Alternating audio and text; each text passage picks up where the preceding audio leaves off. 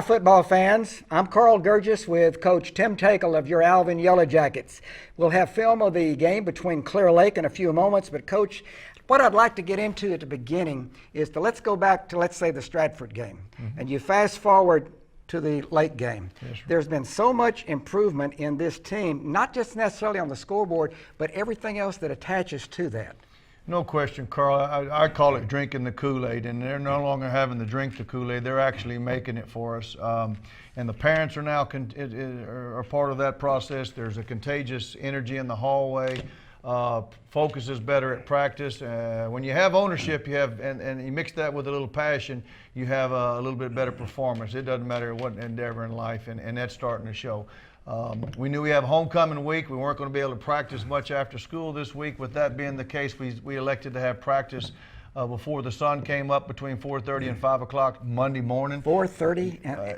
That's earlier than when you have your first cup of coffee. And you know what? We had 100% participation. They're all in. The coaches even showed up. That's important. That's important, and that's what it's all about. And it's starting to showcase itself in the classroom and on the field. Yep. Well, we'll be back with film footage of that Clear Lake game in a moment, so stick with us, folks.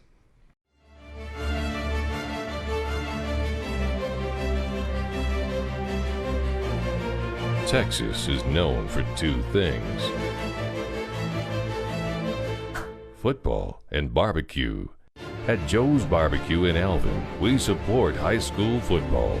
Show up in your school colors and you'll automatically get 10% off. Joe's proud to serve certified Angus beef. Joe's Barbecue. It's all about the barbecue.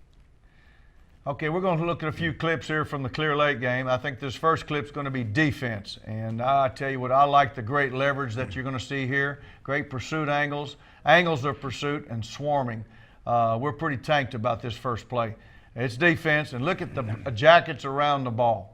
And the whole concept of what we're trying to do defensively is how many people can be around the ball close enough to spit on the pile as soon as the official blows the ball dead. And in this one here, we have 10 Alvin Yellow Jackets within spitting distance of the ball carrier when the ball is blown dead. That's good football, and in turn, we outrushed this team Friday at Challenger Stadium because of that. Great defense, proud of them. Next play is going to be a little offense. You're going to see quarterback Braden Vincent hooking up with Carlos Carrillo here on a sluggo route, which is a quick slant. He looks it in, and I tell you, that's a big gain and good momentum on this play. It's off play action too, so the safety doesn't know whether to funnel the alley or sit back, and it's wide open.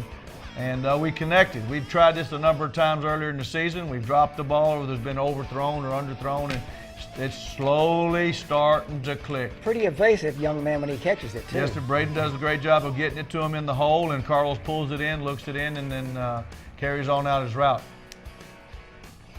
Next play will be a little defense again. Here's Andrew Solis, and I like Andrew's how he maintains leverage. And again, look at 10 Alvin Yellow Jackets around the ball. 1, 2, 3, 4, 5, 6, 7, 8, 9, 10 in the picture. No one's standing around picking their nose. They're playing football. They're getting around the ball. They're taking great pursuit angles. They're not giving up, and good things happen, and it turns into great things defensively. And that's great Alvin Yellow Jacket defense, again led by number 94, Andrew Solis. We'll parlay here into the next defensive play. We've got a big sack. We needed it. Number 93, Leon Bell, and number 94, Andrew Solis. It's a race to the quarterback. We moved Big Leon to defensive tackle, defensive end this game, and look at that big boy rumble.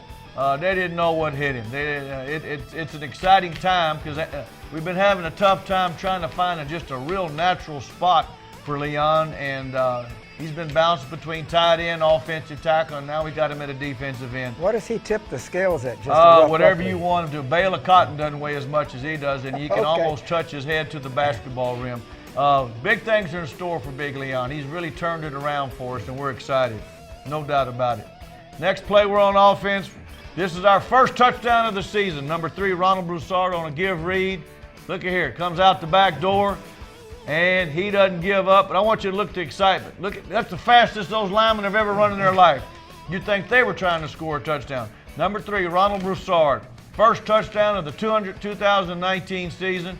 and we've done nothing different. They just held true to the play, held their water, and first touchdown. Again, I cannot be more prouder of these youngsters right here, just not giving up. Look at there.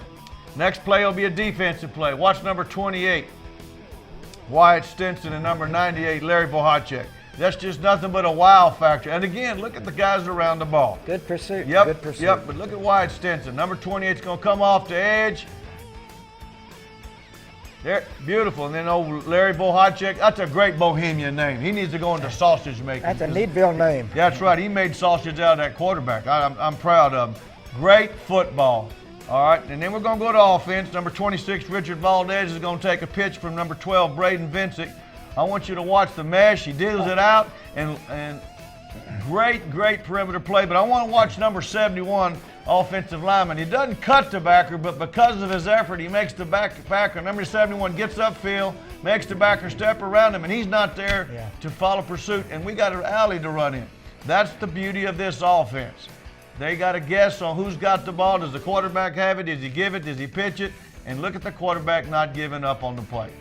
That usually be a tackle behind the line of scrimmage the first 4 weeks. And Braden did a great job. And then we have another offensive play, number 3, Ronald Broussard on the give read. Look at the give read. Breaks it to the outside. Number 71, Jacob Wyatt. Number 68, Kane Robinson. And number 63, look at Connor Hughes. Look at him moving up front. Finally, we're getting some movement up front. They're understanding to keep it a flat back, roll those hips, pattern the pad, toes inside, and we're moving the ball. We're moving people into the path of the linebackers, and when you do that, you have alleys to run. I couldn't be prouder of those youngsters. They're pushing them off the line of scrimmage, too. You know, no doubt about it. I had to take my glasses off. I was about to start crying. And Well, I don't want you to start crying. I don't have any Kleenex. But good job. And this is exactly what we were talking about at the outset. From the Stratford game to this game, huge improvement. No Just doubt huge about improvement. it. No doubt about it. I'm proud for them. The fruits of their labors are starting to slowly be plucked off the tree. Let's talk a little bit about sub-varsity action. JV's Lake over Yellow Jackets 18-14. Sophomores Alvin 24, Friendswood 6. You had a Friendswood game in there. Freshmen took care of matters 30-12 over Clear Lake. And you need to read between the lines, Carl. We had all 4 sub-varsity teams playing last week, which means our teachers, our counselors, our administrators, our faculty, our staff, our coaches, and our parents and our players decided they're going to make their grades. We had a 100% passing rate on the varsity level and a 100% passing rate on the JV level, and because of that, we were able to field 5 teams. And because of that, it makes your job just a tad bit easier when you got everybody there. No doubt about it. But I'm excited. We split those games this past week. That's big. District overall, Dickinson only lost to state-ranked Allen. Springs, slow start, would you Right. say? They played Converse Judson, and that's no slouch. Falls, surprise team of the district perhaps at this time. And Creek, our opponent, Thursday night. Now, it's a Thursday night game. Let's don't forget that. Tomorrow night, 7 o'clock kickoff time. We'll get into that in just a second. Tough non-district schedule for Creek, 2 and 4. Scouting report on Creek. Creek leads the district in rushing. They're very sound. They're extremely well coached, possibly the best coach team we'll have faced to date. That's an old Alvin Yellow Jacket coach. Dwayne Lane's the head coach, and he does an outstanding job. Played against him when he was at South Houston. The misnomer that I'm looking at statistically, they lead the district in rushing, but they also lead the district in allowing rushing yards. So it's going to be a matchup of our rushing offense against their rushing offense. They've got number 1, 3, and 5 rushers in the district, but they're sound, well coached, and I know they'll have their job cut out for them, but we're going to have our job cut out for us too. So it's the infantry that's what you're saying. No doubt about it. They can bring all the artillery we want, but we're going to take away the primers. Thursday night, Memorial Stadium, Alvin Clear Creek, our homecoming game, 7 o'clock kickoff time. Any last comments? They just want a lot of people there, right? A lot of Main people thing. there. The 125th birthday of the Alvin High School, and it's homecoming, and let's sting them, baby. 125.